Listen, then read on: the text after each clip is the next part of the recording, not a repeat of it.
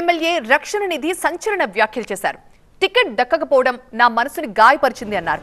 6 నెలల నుంచే తనపై కుట్రలు జరుగుతున్నాయన్నారు ఎమ్మెల్యే రక్షణ నిధి. ఒక ఎంపీ పెట్టిన కండిషన్తో వేరే వారికి సీట్ ఇచ్చారంటున్నారు. నన్ను ఇంతగా బాధ పెట్టిన తర్వాత అధిష్టానం వద్దకు వెళ్లను అన్నారు. స్వామిదాస్ కు సహకారంపై తర్వాత చెప్తానంటున్నారు రక్షణ నిధి. 2 రోజుల్లో భవిష్యత్ కార్యాచరణ కూడా ప్రకటిస్తా అన్నారు. వచ్చే ఎన్నికల్లో ఎమ్మెల్యేగా పోటీ చేస్తాను అంటున్నారు రక్షణ నిధి. ఇక తాను చంద్రబాబు, లోకేష్, పవన్ కళ్యాణ్ ను తిట్టకపోవడం వల్లే సీటు దక్కలేదేమో అంటూ అనుమానాన్ని వ్యక్తం చేశారు తిరువూరు వైసీపీ ఎమ్మెల్యే. మరింత సమాచారం మా చీఫ్ రిపోర్టర్ ఎంపీ రావు అందిస్తారు. వైసీపీ ప్రకటించిన 4వ విడత జాబితాలో తిరువూరు సిట్టింగ్ ఎమ్మెల్యే రక్షణ నిధికి చోటు దక్కలేదు. ప్రస్తుతం రక్షణ నిధి గారు మనతో ఉన్నారు. ఏం చేయబోతున్నారు, ఆయన భవిష్యత్ కార్యాచరణ ఏంటి? సార్, ఏంటి మీకు ఎందుకు చోటు దక్కలేదు అనుకుంటున్నారు? 2 సార్లు వరుసగా ఎమ్మెల్యేగా గెలిచారు, 3వసారి ఎందుకు అవకాశం రాలేదనుకుంటున్నారు? ఏదైతే ఈ యొక్క రాష్ట్ర ప్రభుత్వం, మా యొక్క ముఖ్యమంత్రి గారు అధిష్టానం మేరకు ఏ ప్రోగ్రాం ఇచ్చినా రాష్ట్రంలో మొట్టమొదటిగా 100% అమలు చేసే వ్యక్తి తిరువూరు ఎమ్మెల్యే రక్షణ నిధి.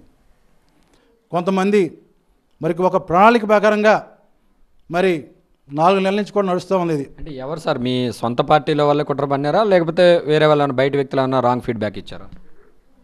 దీనిలో అధిష్టానంలో ఒక కొటారి ఉంది, కాన్సెస్లో ఒక కొటారి ఉంది. కొంతమంది రాబోయే రోజుల్లో ఎమ్మెల్యే గారు ప్రతి ఒక్కరు డైరెక్ట్గా మాట్లాడుతూ ఉన్నారు, డైరెక్ట్గా పనిచేస్తూ ఉన్నారు.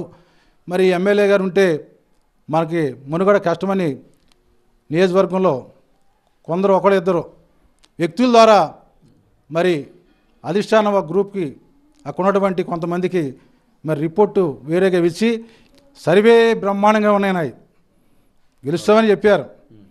కానీ ఏదో రూపంలో మార్చేయాలి అనే ఒక మరి రంగ కూడా ప్రణాళిక ప్రకారంగా ఏంటంటే నా యొక్క అనుమానం, నాకు కొంత అనుమానం కలిగి ఏదో జరుగుతూ ఉందని తిరువూరు టికెట్ నేను చెప్పిన వ్యక్తులకు ఇవ్వాలని కండిషన్లో ఇది ఒక ప్రణాళిక ప్రకారంగా జరిగిందని నేను భావిస్తూ ఉన్నాను. నా నియోజకవర్గ ప్రజలు చెప్తూనే ఉన్నారు ఎప్పటికప్పుడు మీరు అలర్ట్గా ఉండాలని. లేదు లేదు నేను అధిష్టానంకి విధేయుడిని అని కూడా చెప్తూ ఉన్నాను.